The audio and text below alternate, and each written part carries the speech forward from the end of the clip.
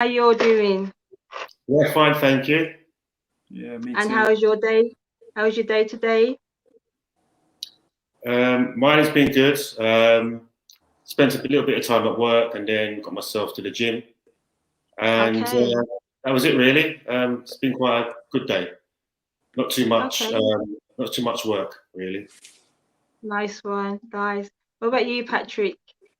Yeah, it's been a busy one. Some meetings, etc. Plenty of meetings.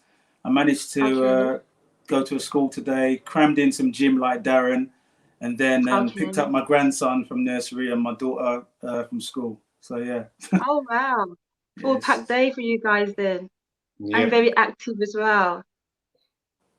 Okay, let's get straight into it then. So we know who you are.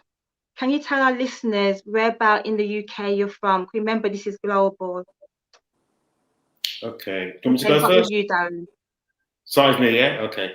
So I'm from Essex. I originally grew up in London, in Battersea, but now I currently reside in Essex, which is just outside, for everyone who lives in England who's watching, just outside the M25. So it's Okay, great. more heading towards more east. Okay, Yeah. nice one. And Patrick, where about are you from? Yeah, myself. I like Darren was raised in London, the Battersea area, and Okay. went to school in the Wandsworth area. Mm-hmm. But originally, I was actually born in Cov, or otherwise known as Coventry.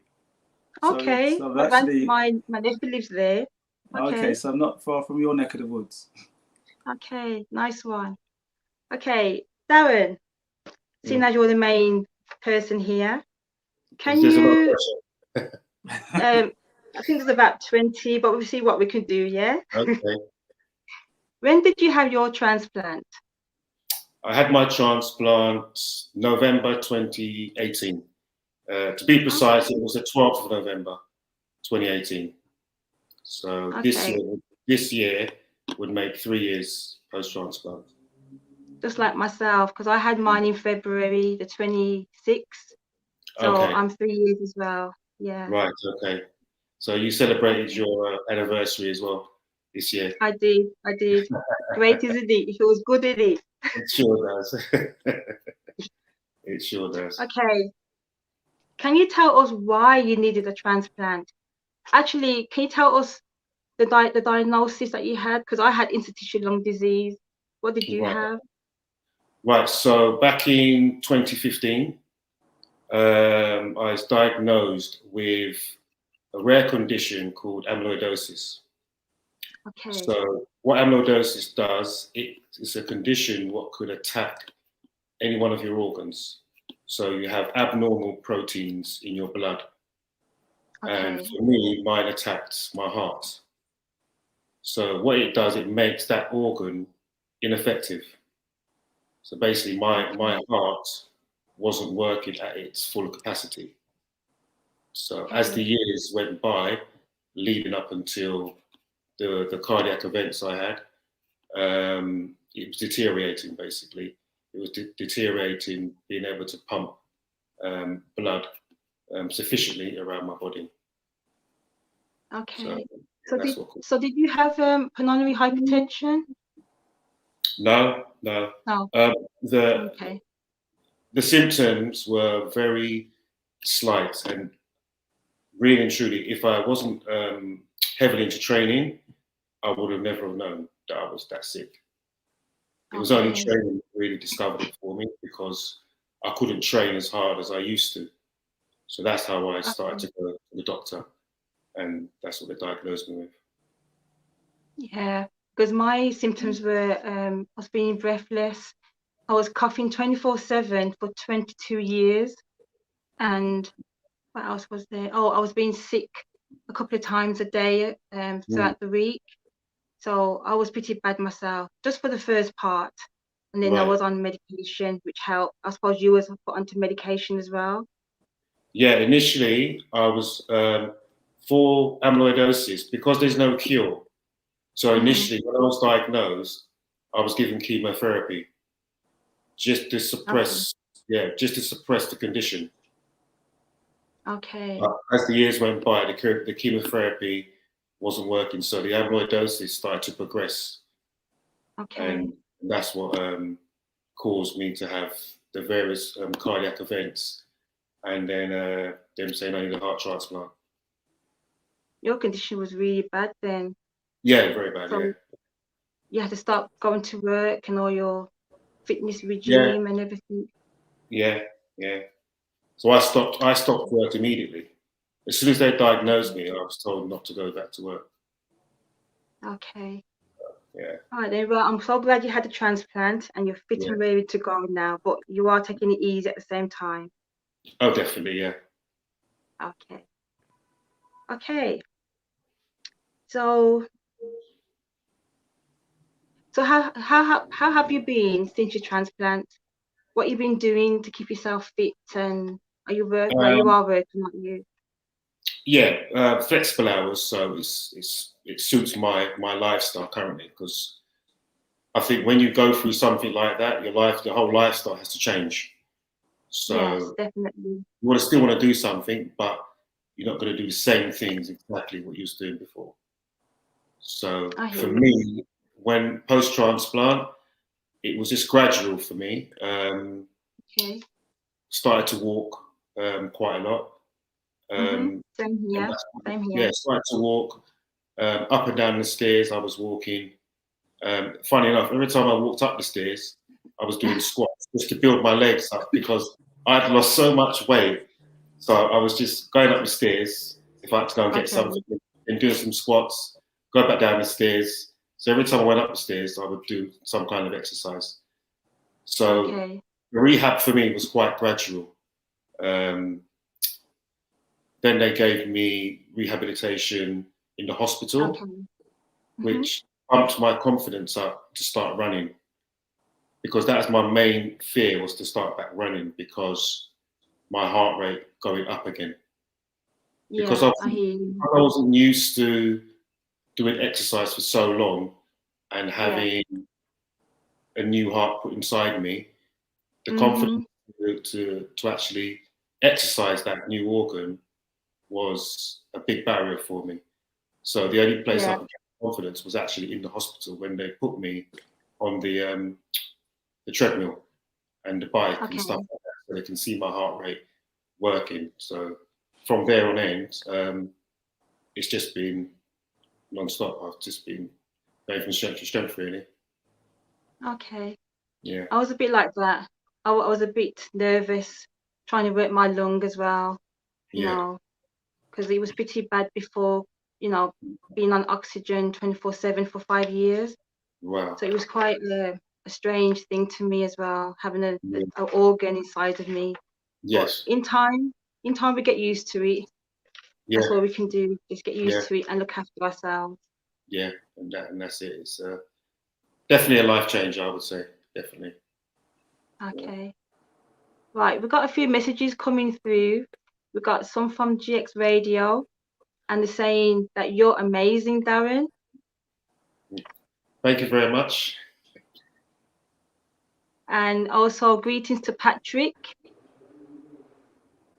That's a message from you from the GX Radio, Patrick. No. Hi, GX. What else? Oh, I got another one here. Inspirational life stories. Bless you all. So thank you for being on here once again. Right, Patrick, I got a few for you now.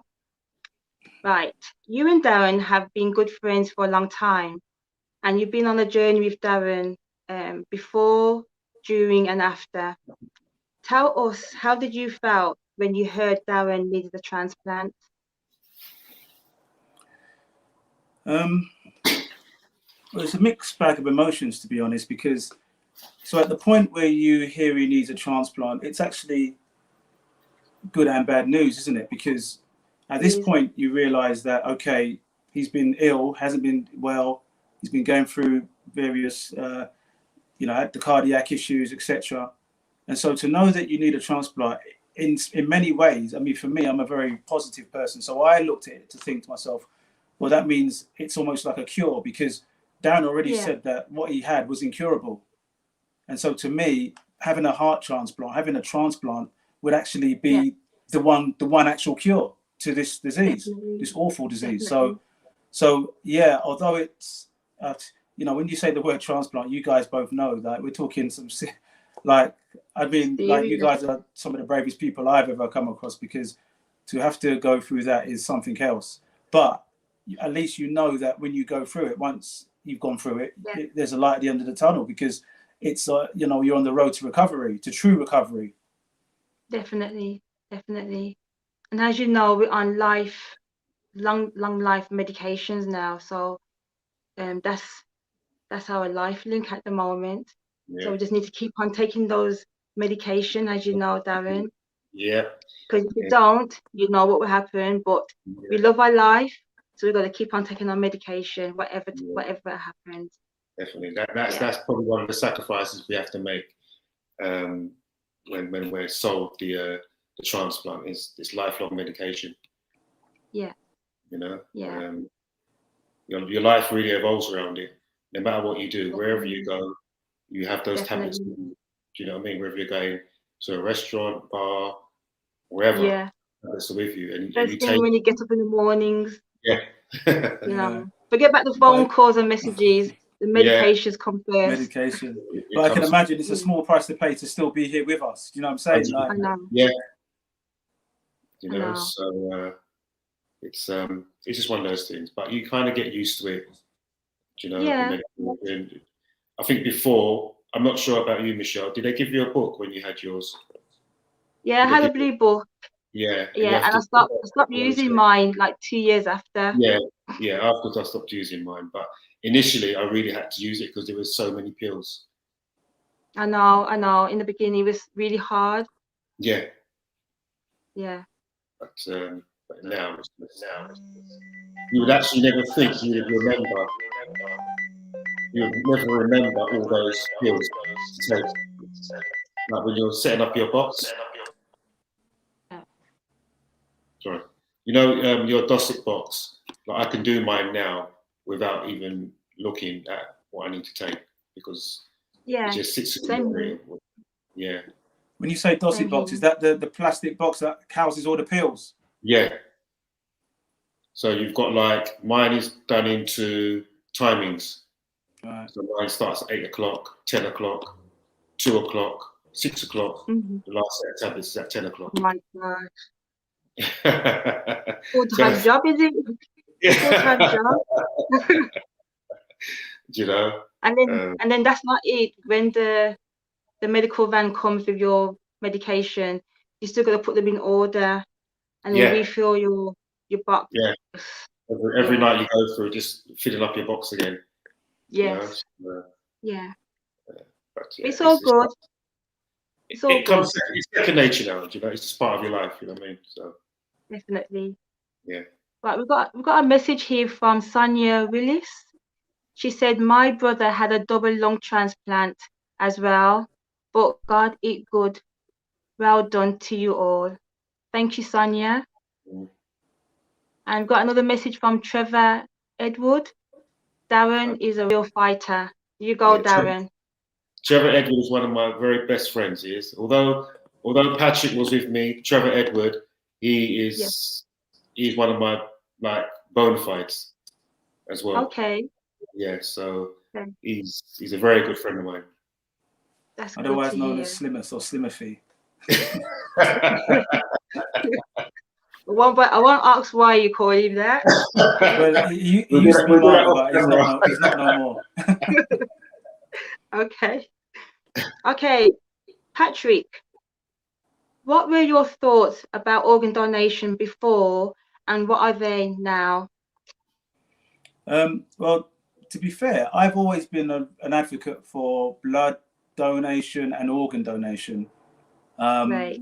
Because for me, I've always thought the simple question for me is, like, if any of my children or grandchildren needed blood or needed a transplant, I would definitely be one of the first to put them forward for it. Okay, if they needed one, and myself too, and to be honest, any of my family members.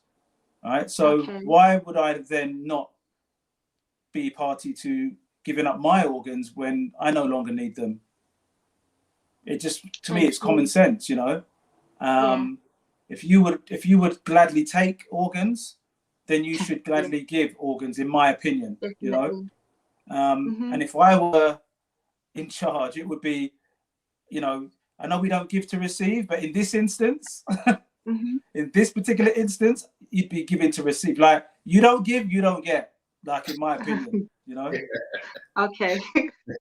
I hear you. I hear Yeah. you. Did you know that one donor can save up to 9 lives?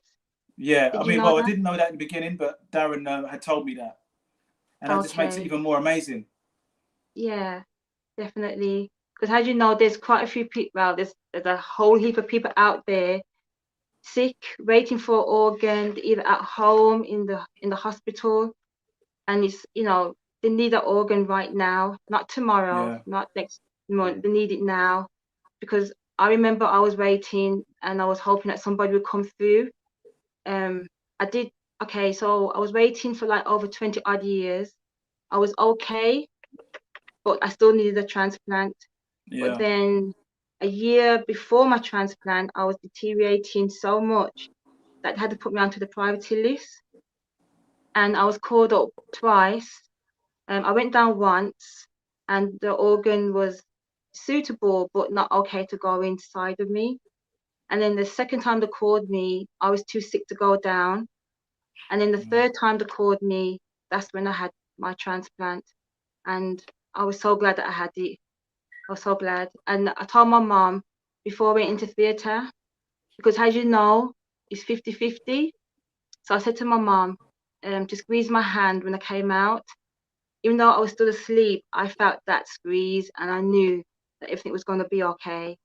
So here I That's, am to tell yeah, my story, and Darren, and I yeah, hope it heals for other people as well. But yeah. yeah, it's been a good journey. Yeah, It's funny you say about the when you told your mum to squeeze your hand, yeah, because when I had my cardiac events locally in my local hospital, the first yeah, time I had it, when I woke up, I was trying to, you know, you got tubes and everything down your throat and stuff like that. But when I yeah. woke up for the first time before my transplant, I was trying to pull them out because I Oh was quite my God. yeah. So what happens Oh, is when you try to do that, they put you back to sleep. So okay. when I knew I was having my transplant, the one thing my wife said to me was, "Whatever you do, don't pull out the wires." Okay. And it's weird because when I woke up from my transplant, that's the first thing Yeah. that came to my head. Oh Yeah, my gosh. yeah, it was the first thing that came into my head. It was just weird. It's like I'd probably gone to sleep thinking of that when they put me to Yeah. sleep. The last Like, thing you had in your head. yeah, it was the last thing I had in my head. Like, Yeah. don't pull the wires when you wake up. And that was the first thing that came to my head. So it's weird how the last thing what you think of, you Yeah. wake up and remember. You know, it's amazing. Okay. It is. I got a message from GX saying, "Wow, Darren, God is so good." Yeah, definitely. Yeah, tell him all the time. Yes, all the time. And I got another one here. Wonderful Michelle. Thank you guys. Thank you ever so much. And you and that Trevor Edward. Too Yeah, true, Patrick. Too true, Patrick. yeah. That must be reference to me talking about if you don't give, you don't get. I think. Yeah. True, true. Okay. Patrick, how have you been keeping yourself busy and active? Yeah, literally the stuff we mentioned a little bit earlier. I've Okay. have like numerous meetings and interviews throughout the week, and Yeah, then same you here. know yeah, and then Mm, you know then I have to obviously I try and fit my training in okay. between, along with actually my clients, because I'm a personal trainer and I'm an online coach, so I manage all of that, and then as well as obviously, like I say, I pick up my grandson like 3 to 4 times a week from nursery, and I take my daughters to school every day and pick them up most days as well. So I'm just like, yeah, it's just constant. But that's how I like it. I like to be constantly busy while I'm able to, because there'll be a time when it comes to all of us when we won't be able to do so much. So, I say just get out there and do what you got to do now while you can. Yeah, definitely. Okay.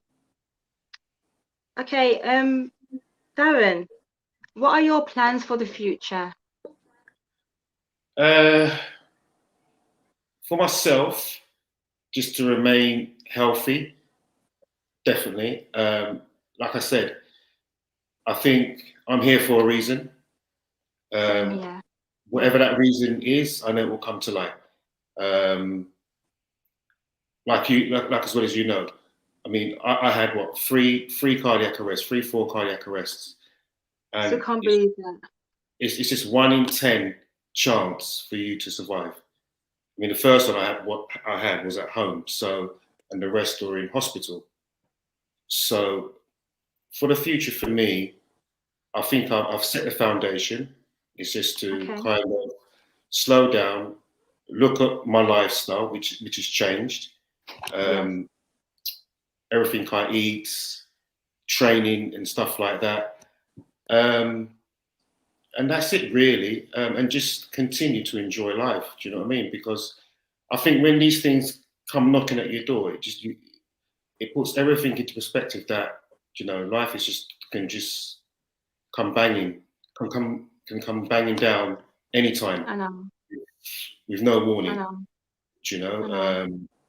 So it just kind of like, you kind of like look at yourself and think to yourself, wow, there's no point in turning around and saying, oh, I'll do that when I retire, or I'll do that in the next. Do it while you can now. You never even see retirement. Do you know what I mean? So for me, it's just like, healthy living, and just to continue to progress in exactly what I'm doing now, really. Yeah, because our lives are like gold. We have to look after it 100%. Yeah, definitely. So, and that's what it's taught me. Just to look after yourself. So, and that's why I like doing these kind of things. I hope I've kind of touched people who's watching. Yes, of course you have. Definitely. I mean? Yeah. Okay. Have you got any last words that you want to inspire anybody out there with? Never give up. I mean, my battle was crazy.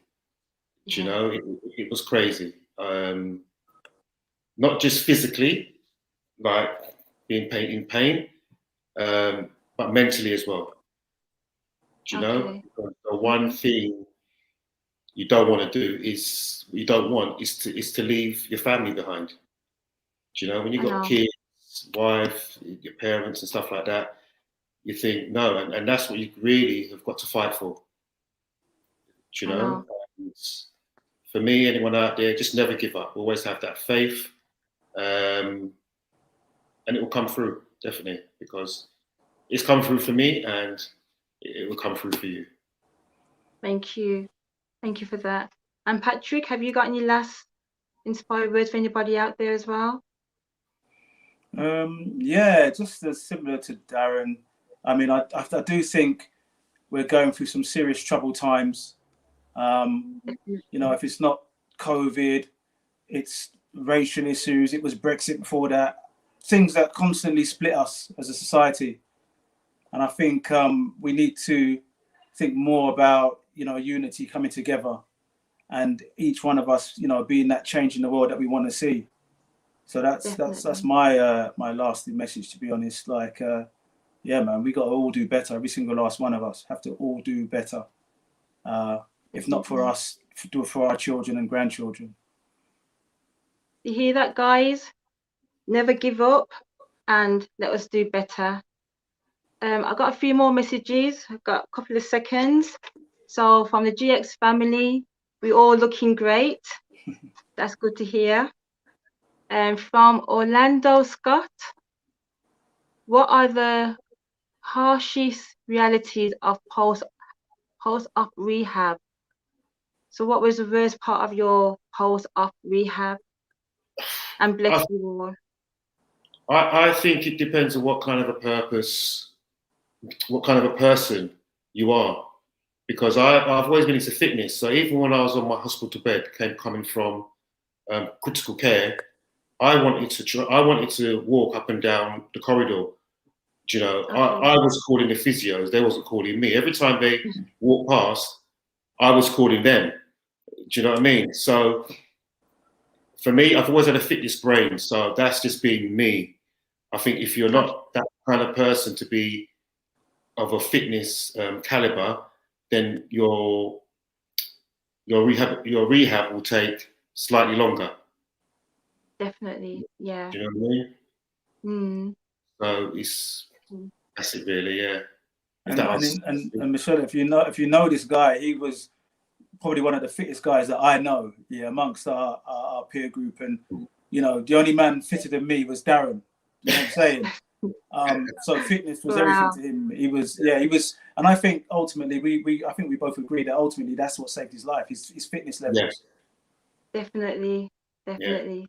The fitter you are, the fitter you will get through any transplant or operation. Yeah.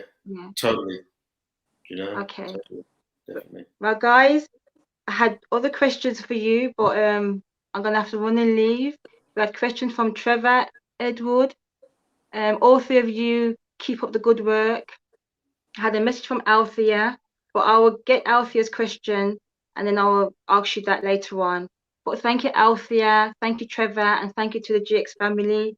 And thank you, Patrick, and thank you, Darren, for being on my show. It's been wonderful, and I hope we're going to keep in touch.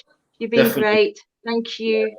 Thank you very much. I'm going to say my goodbyes. You want to say your goodbyes? Yeah. Well, thank you everyone for watching, for listening in. I hope everything what's been said today from myself, Michelle, Patrick, has been an inspiration to you all. And, God bless. Thank you, Darren. Thank you. Thank you, guys. Until next week, guys. Have a blessed day.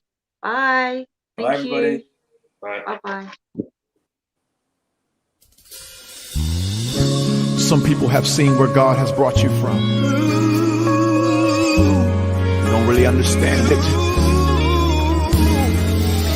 They don't know your story. You don't know my story. You don't know the things. You don't. Oh gosh. No, you've done really well.